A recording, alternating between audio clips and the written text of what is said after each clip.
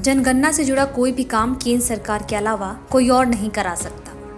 बिहार की जातीय जनगणना को लेकर केंद्र सरकार ने सुप्रीम कोर्ट में यह हलफनामा दिया था, जिसे उसने कुछ घंटे बाद वापस भी ले लिया।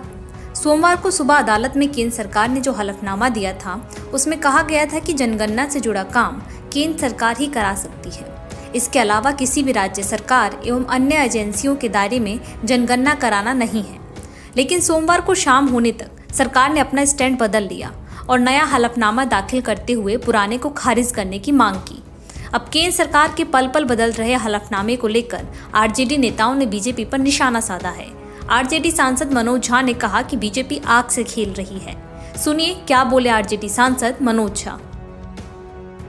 तो मैं तो इससे ज्यादा बेहयाई की कोई चीज नहीं, बेईमानी की, बदनीयती की कोई चीज समझ नहीं सकता हूं।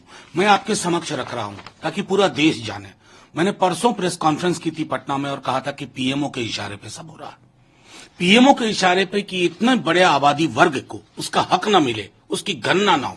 अब देखिए, पहली एफिडेविट कल सुबह जाती है, वो कहती है 5वें नंबर में, it is submitted that no other body under the constitution or otherwise is entitled to conduct the exercise of either census or any action akin to census। हम तो सेंसस कभी कहते नहीं, ये सर्वे हो रहा है, आप सर्वे भी नहीं करने देंगे। आप राज्यों को खत्म करना चाहते हैं। क्या डर है इस आबादी का आ जाएगा। और फिर जब थोड़ा हंगामा हुआ, उसी दिन दूसरी एफिडेविट दी जा रही है जिसमें यह कहा जा रहा है कि पॉइंट नंबर 5 जो पहले एफिडेविट में था, वो इनएडवर्टेंटली क्रीप इन कर गया। ये सरकार है, जोकर बना के रखा है पूरा का पूरा। ऐसे सरकारें चला करती है। और भाई साहब, इनएडवर्टेंट तो था नहीं, it was a deliberate ploy to block. It is a deliberate ploy to block, जो कि कल तेजस्वी जी ने भी कहा वहां पर।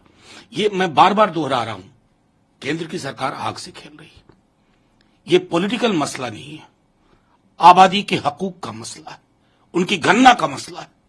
अगर वो आपकी आंखों में चुभ रहा है, आंखों का इलाज कराइए, इसे मत रोकिए। तो जो स्टैंड है आपका, तो देखिए, आरएसएस तो सरकार की मंत्रण मनसा वाचा कर्मणा निर्धारित करती है।